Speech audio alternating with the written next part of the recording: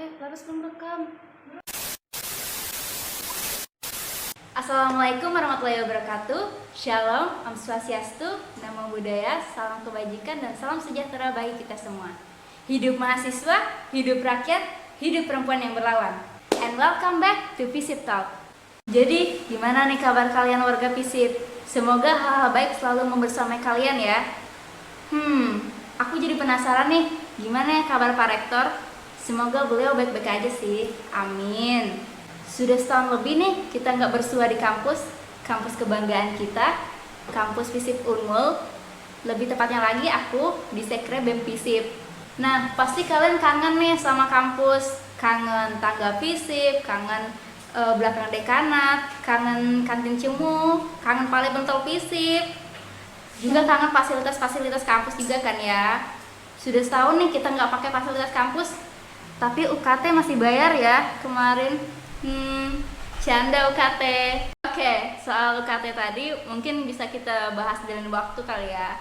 Kali ini kita fokus ke podcast ini nih. Mungkin kita perkenalan dulu. Ada yang kenal sama aku nggak? Kalau belum, kita kenalan dulu. Kalau kata peribahasa, tak kenal maka tak sayang kan. Nah, jadi kenalan dulu. Halo semuanya, aku Revina Eje, biasa dipanggil Naya. Aku mahasiswa Ilmu Hubungan Internasional angkatan 2019. Nah, di BEM Visip Unmul Kabinet Berjuang Bersama tahun 2021, aku menjabat selaku Menteri Media Komunikasi dan Informasi. Kali ini aku nggak sendirian nih. Tahu nggak kalian aku ditemenin sama siapa? Penasaran kan? Nah, aku langsung bilang ya, kita kali ini ditemani sama dua orang yang luar biasa. Nah, kalian pasti penasaran siapa dua orangnya. Aku langsung kasih tahu deh. Jadi, kali ini kita kedatangan Mbak Mona sama Bang Wandi. Buat anak-anak tahun 2020 sih pasti tahu sama Mbak Mona ya. Soalnya dia ketua KPMF. Wih, kita kedatangan ketua KPMF nih. Lalu sama Bang Wandi, dia ini menteri. Gak mungkin sih kalian gak tahu. Bagi yang belum tahu, kita langsung aja ya kenalan sama mereka. Mungkin dari Mbak Mona dulu, terus ke Bang Wandi buat nyapa para pendengar kita nih. Silakan Mbak Mona, kenalan dulu. Assalamualaikum warahmatullahi wabarakatuh. Shalom, Om Swastiastu, Namo Buddhaya, salam kebajikan untuk kita semua. Hidup mahasiswa, hidup rakyat, hidup perempuan yang berlawan. Hai semuanya, perkenalkan nama aku Mona Lisa, biasa dipanggil Mona. Aku mahasiswa Pembangunan Sosial 2019. Di BEM Visip Unmul tahun ini di Kabinet Berjuang Bersama, aku menjabat sebagai Menteri Kajian Strategis. Salam kenal Mbak Mona. Hai, salam kenal. Nah, itu tadi Mbak Mona dari Pembangunan Sosial 2019. Selanjutnya kita beralih nih ke tamu kita selanjutnya, yaitu Bang Wandi. Silakan Bang Wandi. Assalamualaikum warahmatullahi wabarakatuh. Shalom, Om Swastiastu, Namo Buddhaya, salam kebajikan dan salam sejahtera bagi kita semua. Hidup mahasiswa, hidup rakyat, hidup perempuan yang berlawan. Halo teman-teman, perkenalkan nama aku Wandi Ajis. Aku biasa dipanggil Wandi dari mahasiswa program studi ilmu psikologi angkatan 2018. Di BEM Visip Unmul Kabinet Berjuang Bersama, aku menjabat sebagai Menteri Advokasi dan Kesejahteraan Mahasiswa. Salam kenal guys. Salam kenal Bang Wandi. Nah, jadi kita udah kenalan kan sama dua menteri dari BEM Visip Unmul tahun 2021. Nah, kita balik lagi ya ke podcastnya nih. Kalian tahu nggak sih kita mau bahas apa di podcast kali ini? RUU PKS. Belum Bang. Kita bahas mirip-mirip deketan nih sama RUU PKS, tapi bukan RUU PKS. Hampir mirip nih. Apa dong? Bentar dulu ya, kita mau bahas dari awalnya dulu nih, asal mula dari kejadian ini. Di saat dunia sedang tidak baik-baik saja, pandemi COVID-19 yang sudah setahun lebih menemani hari-hari kita. Lalu rentetan peristiwa lainnya yang mengikuti. Nah teman-teman, di podcast kali ini kita mau bahas hal-hal seputaran online nih. Secara historis hingga sekarang, perkembangan teknologi yang semakin canggih membuat kita semakin mudah untuk bertukar informasi secara online. Akhirnya menghadirkan bentuk-bentuk kejahatan baru atau yang sedang booming dan saat ini, yaitu fenomena KBGO, yaitu kekerasan berbasis gender online. Kalian tahu nggak sih apa itu KBGO? Nah, bagi kalian yang belum tahu, mungkin langsung aja nanti kita tanyakan ke Menteri Kastrat, yaitu Mbak Mona. Dan juga Kemarin itu Kementerian Kajian Strategis BEM FISIP Unmul mengadakan survei mengenai KBGO di lingkungan kampus Universitas Muhammad Warman. Nah, mungkin nanti kita minta sharing aja ya mengenai surveinya. Langsung aja mungkin Mbak Mona mengenai KBGO itu dan bagaimana hasil surveinya. Iya benar, jadi kemarin Kementerian Kajian Strategis itu mengadakan survei terkait dengan kekerasan berbasis gender online. Kita juga kemarin mengadakan diskusi di kampus terkait dengan kekerasan berbasis gender online yang itu diinisiasi oleh teman-teman dari Kementerian Kesma. Kayak tadi di awal udah dikasih tahu gitu kan, udah dikasih pengantar sambanaya kalau misalkan sekarang kita itu semuanya serba digital, semuanya serba online, kuliah juga online gitu kan. Dan emang gak bisa dipungkiri kalau sekarang kita itu hidup berdampingan dengan teknologi. Terus sebelum kita masuk ke hasil survei yang bakal sedikit aku share, nanti hasil survei lebih lengkapnya tuh teman-teman bisa cek di Instagram BEM FISIP Unmul, bakalan ada rilisnya gitu ya, rilis dari hasil survei itu bisa cek di Instagramnya BEM FISIP.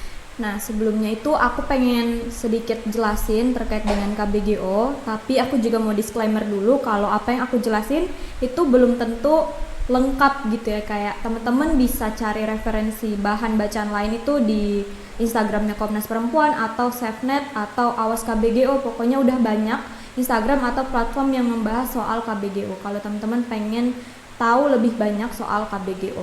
Iya Mbak, kita kan sama mahasiswa jadi saling sharing aja nih sama teman-teman kan.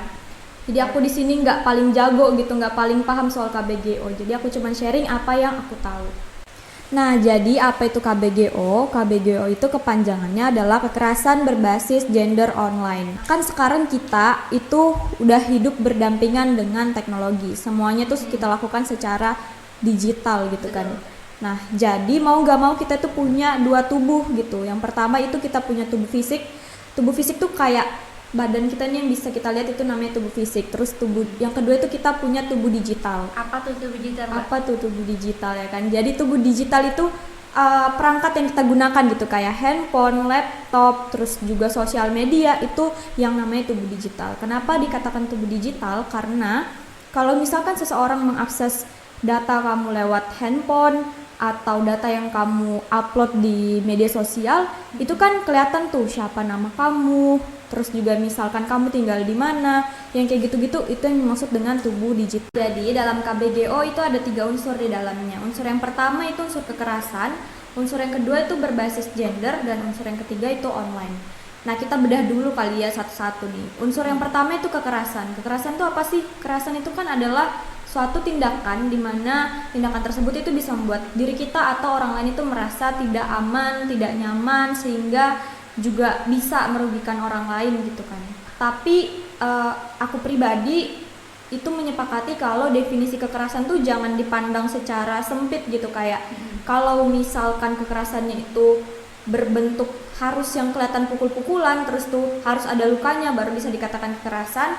Tapi aku pribadi coba untuk melihat kekerasan itu definisinya secara luas. Jadi ketika kamu melakukan suatu tindakan yang membuat orang lain itu merasa nggak aman, merasa nggak nyaman, maka itu sudah masuk dalam bentuk kekerasan. Unsur yang kedua itu berbasis gender. Di sini dimaksudkan adalah suatu tindakan yang menyerang identitas gender atau identitas seksualitas seseorang. Nah, mungkin teman-teman udah pada tahu kali ya apa bedanya seks dengan gender, atau mungkin aku bisa sedikit kasih jelas lagi nih. Iya, bedanya seks sama gender apa sih? Nah, kalau seks itu adalah suatu perbedaan biologis seseorang gitu. Jadi ketika kamu lahir kemudian kamu memiliki penis, maka kamu itu adalah seseorang yang memiliki jenis kelamin sebagai laki-laki. Terus kemudian kalau kamu lahir memiliki vagina, maka kamu adalah seseorang yang memiliki jenis kelamin perempuan. Nah, kalau gender, kita berbicara soal gender, maka ada konstruksi sosial yang terbangun di dalamnya. Jadi gender itu adalah perbedaan perilaku, perbedaan peran sosial yang itu terbentuk berdasarkan lingkungan tempat kita tinggal. Jadi itu kali ya bedanya seks dengan gender, sedikit definisinya. Nah, unsur yang ketiga itu adalah online. Online di sini yang dimaksud adalah suatu perangkat yang terhubung dengan jaringan internet. Tapi sebenarnya KBGO itu nggak melulu suatu tindakan kekerasan berbasis gender yang difasilitasi dengan perangkat elektronik lalu kemudian terhubung dengan internet. Aku agak belibet sebenarnya ngejelasin di sini, tapi semoga teman-teman paham ya. Jadi nggak melulu dia tuh harus terhubung ke internet gitu. Maksudnya nggak melulu terhubung ke internet tuh kayak misalkan ada bentuk kekerasan berbasis gender online tuh contohnya menyebarkan foto atau video pribadi seseorang tanpa konsen si pemilik foto atau video ini ya. Nah, kalau yang dia difasilitasi dengan perangkat elektronik kemudian dia terhubung ke internet itu, kalau foto-foto itu disebar melalui sosial media gitu kayak Instagram, itu kan dia terhubung dengan internet. Nah, kalau yang tidak terhubung dengan internet itu ketika kamu sebagai pelaku menyebarkan foto atau video tadi tanpa sekonsen dari pemilik foto atau video itu melalui hard disk atau flash disk. Nah, itu kan dia sudah difasilitasi dengan perangkat elektronik kan, tapi dia nggak terhubung dengan internet. Nah, itu. Jadi singkatnya KBGO itu adalah kekerasan berbasis gender online, di mana ini adalah suatu tindakan yang membuat orang lain itu merasa tidak aman, merasa tidak nyaman, kemudian dia menyerang identitas gender atau identitas seksual seseorang, lalu kemudian dia difasilitasi dengan perangkat elektronik atau internet. Jadi mungkin lanjut aja kali Mbak mengenai hasil survei KBGO yang diadakan oleh BEM FISIP Unmul. Itu tuh gimana hasilnya Mbak? Nah, jadi emang kemarin kita melakukan survei terkait dengan kekerasan berbasis gender online ini di lingkungan kampus Universitas Mula Warman. Kenapa tuh Mbak diadainnya survei ini dibukanya tuh buat Universitas Mula Warman, satu univ gitu. Padahal kan kita BEM FISIP Unmul nih, buat FISIP aja seharusnya. Kenapa sih Mbak kita buka secara luas gitu? Kan nggak berfokus gitu.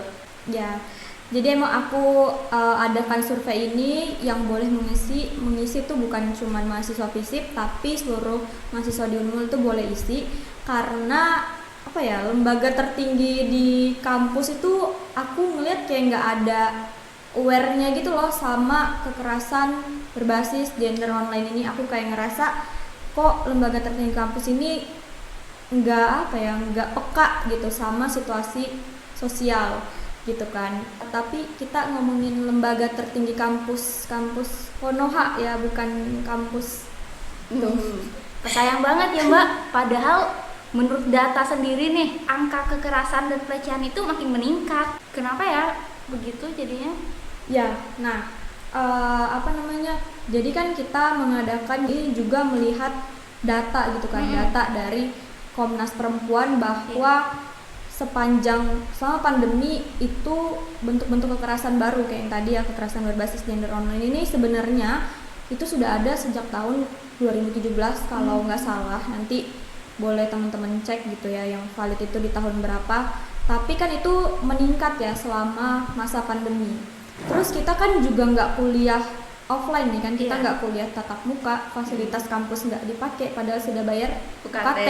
Ya, kita nggak kuliah offline gitu kan, tapi itu nggak membatasi kita untuk tidak melakukan atau pengen tahu gitu kondisi dari teman-teman kita di lingkungan kampus itu kayak gimana sih terkait dengan kekerasan berbasis gender online ini. Nah, akhirnya berangkat dari data juga yang kita lihat kayaknya memang KBGO ini semakin marak ya di tengah pandemi kayak gini. Jadi kita bikin nih surveinya, pengen tahu. Untuk hasil survei itu sendiri yang aku paparkan ini belum terlalu spesifik, artinya aku cuman menggambarkan atau memberitahu garis besarnya aja karena memang juga waktu ya kan, ada durasi nih di podcast ini. Nanti lebih lengkapnya teman-teman bisa cek hasil surveinya itu di Instagram BEM FISIP Unmul. Oh, jadi gitu ya Mbak Mona. Jadi aku mau nanya nih Mbak Mona, ada kasus nih, contoh kasus.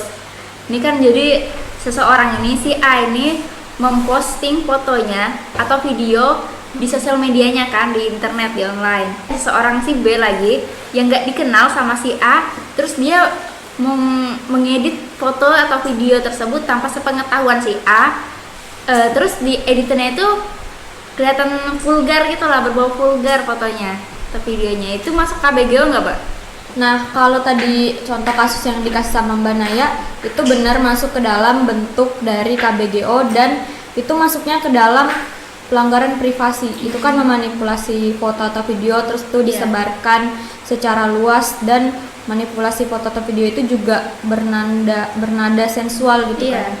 Nah, itu masuk dalam KBGO, dan itu juga salah satu bentuk dari KBGO yang di hasil survei itu nomor 3 atau nomor 2 terbanyak gitu. Wah, benar juga ya Mbak. Memang kecanggihan teknologi ini ada dampak buruknya juga gitu. Kalau hasil survei dari Kementerian Kajian Strategis terkait dengan kekerasan berbasis gender online, aku bakalan kasih sedikit nih ya hasilnya. Untuk lebih lengkapnya teman-teman nanti bisa cek di IG-nya BEM Visip Unmul, karena nanti di sana bakal dirilis juga hasil survei ini. Sebenarnya kemarin itu udah sempat di share juga gitu, dirilis hasil surveinya. Nah, nanti juga bakal dirilis lagi. Jadi dalam survei ini mendapatkan respon 194. Terus habis itu yang mengisi Google Form ini atau survei ini, kita tanyakan nih gendernya apa. Terus sebanyak 63,4% itu adalah perempuan, 26,8% itu laki-laki, dan 9,8% itu adalah teman-teman kita yang lebih prefer untuk tidak memberitahu gendernya apa.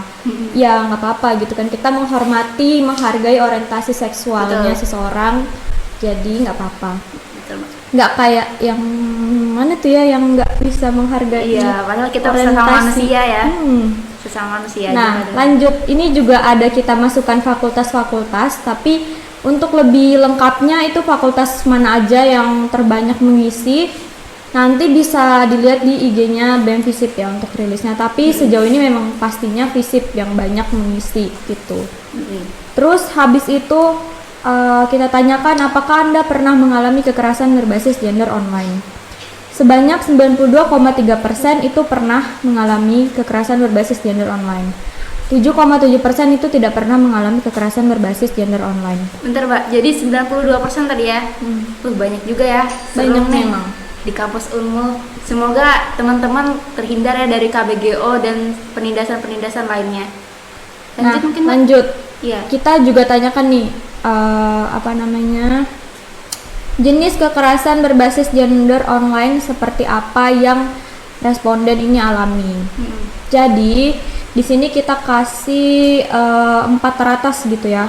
Jadi berdasarkan hasil survei ini 29,9% itu responden pernah mengalami ancaman distribusi foto atau video pribadi. Itu kayak contoh kasus yang tadi dicontohin sama Mbak Naya. Terus 26,8% itu responden pernah mengalami konten ilegal gitu, kayak pelanggaran privasi juga masuk di sini. Terus yang ketiga 24,7% itu pelecehan online. Terus 14,4% itu pendekatan untuk memperdaya. Nah, terus kita juga tanyakan nih, jika Anda pernah mengalami kekerasan berbasis gender online, siapa pelaku yang melakukannya gitu. Nah, kita juga kasih di sini 3 teratas. 37,1% itu anonim di sosmed. Terus 23,7% itu teman satu kampus. Terus sebanyak 20% itu relasi atau pacar. Oh iya, karena memang aneh Mbak, kalau anonim di sosmed itu mereka merasa kuat gitu, karena identitas asli mereka terlindungi, kayak banyak fake account gitu kan. Iya benar. Jadi emang paling banyak itu anonim di sosmed ternyata ya yang melakukan kekerasan berbasis gender online ini. Nah, terus terakhir kita menanyakan setelah mengalami KBGO tindakan apa yang dilakukan sama responden kan. Nah, jadi untuk 4 teratas, yang pertama itu 30,4% melakukan blok dan report. Terus sama 30,4% juga responden itu bingung gitu, harus ngapain setelah mengalami KBGO ini. Nah, terus 23,7% responden itu memilih diam saja. Terus 22,2% itu memilih cerita ke teman. Tapi emang sih Mbak, kalau kan kita belum tahu nih apa itu KBGO, kayak kita juga bingung mau nanggapinnya kayak gimana, harus diapain orang-orangnya. Kita kan nggak punya perlindungan hukum gitu buat hal-hal seperti ini. Ya, jadi di sini kan berdasarkan hasil survei tadi bingung itu banyak gitu kan, yang bingung tuh ternyata balance sama yang melakukan blog dan report sebanyak 30% gitu. Jadi emang ini yang menjadi menjadi PR kita di BEM Visip Unmul untuk lebih sering mengadakan diskusi-diskusi terkait dengan kekerasan berbasis gender online ini. Jadi supaya teman-teman itu tahu ketika menjadi korban KBGO itu apa yang harus dilakukan. Mungkin next kita bakalan lebih sering lagi nih mengadakan diskusi-diskusi terkait dengan kekerasan berbasis gender online. Siap. Nah, jadi itu dia teman-teman hasil survei mengenai KBGO di lingkungan Universitas Mula Warman yang dilakukan oleh BEM Visip Unmul. Nah, selanjutnya nih kita tanya ke Bang Wandi selaku Kementerian Advokasi Kesejahteraan Mahasiswa atau Adkesma. Pasti ada nih korelasinya antara kajian tadi sama kesejahteraan mahasiswa kita. Mungkin kita langsung aja kali ya tanya ke Bang Wandi gimana tanggapan dan sikap dari BEM Visip Unmul mengenai hasil survei tadi yang cukup mengejutkan gitu hasilnya. Ya, menarik ya tadi mengenai fenomena kekerasan berbasis gender online yang disampaikan berdasarkan keresahan dari mahasiswa Unmul ya oleh Mbak Muna tadi ya. Ternyata selama pandemi ini ya, dengan tidak bertemunya kita secara langsung di kampus tidak menutup kemungkinan gitu bahwasanya kekerasan berbasis gender online atau kekerasan seksual baik verbal non verbal itu bisa terjadi gitu. Berdasarkan hasil survei juga ternyata ada banyak dari teman-teman mahasiswa yang mengalami kekerasan berbasis gender online ini. Kemudian dari kami Kementerian Advokasi Kesejahteraan Mahasiswa itu sudah melakukan upaya preventif dengan melakukan diskusi, sharing, sekaligus meminta pendapat kawan-kawan gimana gitu perihal kekerasan berbasis gender online ini. Dan kita juga harus aware bahwasanya kekerasan berbasis gender online ini itu nyata dan bukan lucu-lucuan teman-teman. Perlu juga kita menanamkan bahwa apa yang kita post sebagai bentuk kebebasan berekspresi kita, jaga privasi kita, blog atau report jika teman-teman tidak nyaman dengan komentar-komentar yang ada di sosmed. Kalau kita telaah kembali kekerasan berbasis gender online itu sendiri memang belum ada undang-undang yang mengaturnya secara spesifik. Tetapi dalam tahun ini Komnas Perempuan itu sedang mengusahakan untuk masuk dalam RUU PKS teman-teman untuk mendapatkan payung hukum. Ya, jadi benar kata Bang Wandi tadi kalau RUU PKS ini lagi diusahakan dan memang udah masuk dalam prolegnas prioritas tahun 2021 dan semoga RUU PKS ini nggak ditarik ulur lagi kayak tahun-tahun sebelumnya udah masuk prolegnas prioritas terus ditarik lagi. Semoga di tahun ini bisa cepat-cepat disahkan RUU PKS. Sahkan. Nah, betul banget tadi kata Mbak Mona. Selain pentingnya kampus untuk memiliki regulasi mengenai kekerasan seksual, RUU PKS juga nggak kalah penting nih. Bener Mbak, hadirnya RUU PKS kan itu berangkat dari keresahan oleh korban, untuk korban, dan dari korban gitu. Sehingga urgensi dari RUU PKS ini kan jelas bahwasannya untuk pemulihan dan penanganan terhadap si korban. Konkret, sepakat. Nah, jadi gitu teman-teman. Mari kita sama-sama mengawal RUU PKS sampai legal. Baik lagi nih ke Adkesma BEM Visip Unmul. Dari Adkesma sendiri menanggapi dari fenomena KBGO ini gimana sih? Untuk teman-teman, kita dari Menteri Advokasi Kesejahteraan Mahasiswa itu sudah membuat platform layanan pengaduan perihal kekerasan berbasis gender online seperti itu sebagai tempat rujukan pertama teman-teman dalam menceritakan keresahan atau pengalaman teman-teman, sehingga nanti kita bisa bantu advokasi, kita bisa bantu mendampingi teman-teman, entah itu nanti teman-teman mau diarahkan ke layanan psikis atau ke ranah hukum. Jadi itu nanti balik sendiri ke kebutuhan kawan-kawan seperti apa. Kemudian terkait layanan pendampingan untuk korban kekerasan berbasis gender online maupun konsultasi terkait privasi dan keamanan digital agar dapat terhindar dari kekerasan berbasis gender online. Kemudian untuk teman-teman yang sudah mengisi platform kami itu nanti tidak akan kami sebarluaskan, tidak akan kami serahkan kepada siapapun atau pihak manapun tanpa sepengetahuan dan persetujuan dari pemilik data itu sendiri. Wah, bagus banget gitu ya Bang. Jadi BEM-Visip Unmul ini mengadakan platform pengaduan bagi korban KBGO. Jadi platformnya ini dibuka secara luas buat satu Unmul gitu Bang, buat mahasiswa Universitas Muhammad Warman gitu. Ya betul Mbak. Gak cuma mahasiswa FISIP nih. Ya. Jadi aku mau nanya lagi nih Bang, kapan sih platform ini diluncurkan gitu? Kan belum ada nih, aku dengar-dengar platformnya, baru dengar dari Abang nih.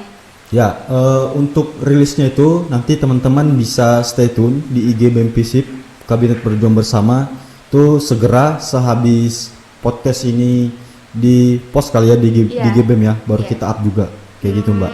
Gitu ya, jadi teman-teman tunggu ya mengenai platform pengaduannya ini di Instagram atau sosial media lainnya BEM-Visip Unmul. Nah teman-teman, kita tadi udah ngebahas nih dari apa itu KBGO, bentuk-bentuk dari KBGO, dan bagaimana kita memahami dan menyikapi dari KBGO itu sendiri.